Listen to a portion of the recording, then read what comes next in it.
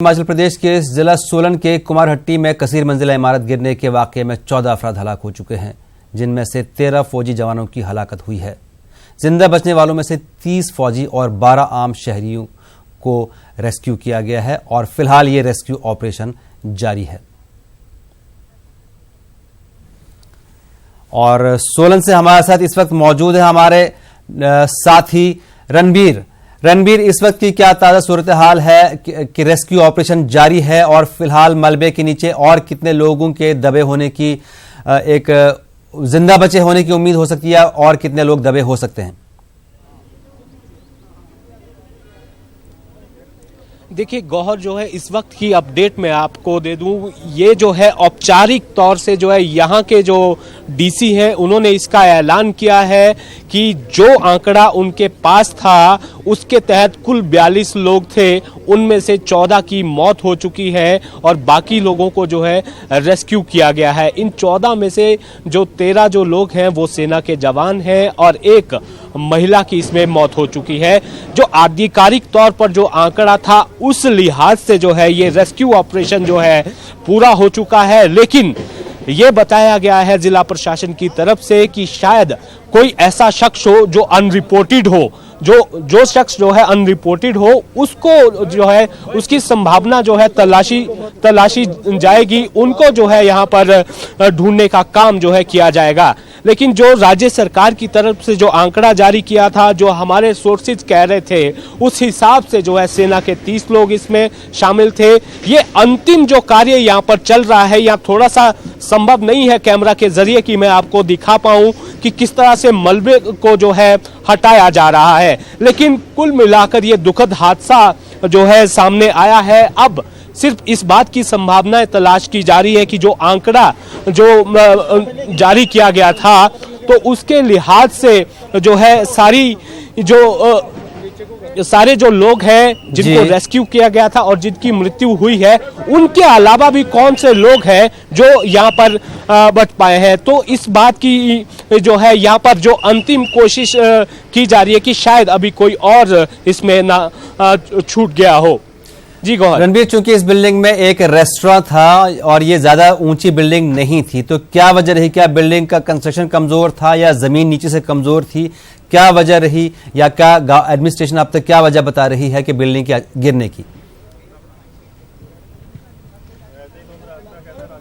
देखिए, जहाँ तक एडमिनिस्ट्रेशन की बात है गौहर, एडमिनिस्ट्रेशन का ये कहना है कि जिस तरह से मुख्यमंत्री ने जांच के आदेश दिए हैं तो जांच की जाएगी कि आखिर क्या वजह इसमें जो है निकल कर आएगी। लेकिन जो हमें जानकारी मिली है, जो ये यहाँ वाला जो इलाका है, जिस स्थान पर ये इमारत जो है बनाई गई थी, इसके नीचे जगह जो है बेहद कच्ची थी, जो पृष्ठभूमि है यहाँ की, और ये बताया जा रहा है एक डंपिंग साइट की तरह यहाँ पर था और जो डेब्रिज है उसे जो मग डंपिंग यहाँ होती थी, यहाँ पर एक क्रशर भी हुआ करता था और यहाँ पर उसका कंकड़ पत्थर, इसके अलावा मिट्टी जो भी निर्माण कार्य होता था उसको जो है उसका जो मग निकलता था, जो मलबा निकलता था, उसे डंप यहाँ पर किया जाता था और उसी पर जो है इस बिल्डिंग को खड़ा किया जाता था। तो जाहिर सी बात है कि यहाँ पर अगर कमर्शियल ये एक्टिविटी यहाँ पर चल रही थी, ढाबा था, रेस्टोरेंट था, तो जिस विभाग को अनुमति देनी होती है, लाइसेंस देना होता है,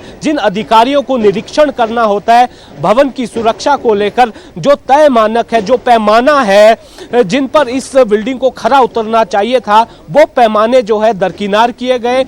जो मानक है उनका जो है उनकी पालना नहीं की गई। ये जो जानकारी हमें अब तक जो है मिली है। अब देखना होगा कि जब जांच इसमें पूरी होगी कि क्या कुछ निकल कर आता है और कितने लोग जो है इसमें जांच में जो है दोषी पाए जाते हैं। लेकिन यहाँ के जो डीएम है उनका साफ तौर पर यह कहना है कि दोषी जरूर है, इसीलिए ये जांच होगी। लेकिन यहाँ पर जो एक दुखद घटना जो सामने आई है, जो सेना के जवानों की जिस तरह से जान गई है, उसको लेकर भी सवाल बहुत सारे हैं। और अब यहाँ पर सेना के अधिकारियों से हमने कोशिश की थी कि इस बाबत जो वो आधिकारिक तौर पर जो इसकी पुष्टि करें कि आखिर ये जवान यहाँ क्यों आए थे। लेकिन जो हमारे जो सैन्य सूत्र हैं वो ये बता रहे हैं कि ये जो 30 लोग थे इनमें से बहुत सारे लोग जो है प्रमोट हुए थे, जेसीओ ये बने थे, तो इसी खुशी को जो है मनाने के लिए ये लोग इकट्ठे हुए थे, इसीलिए इतनी तादाद में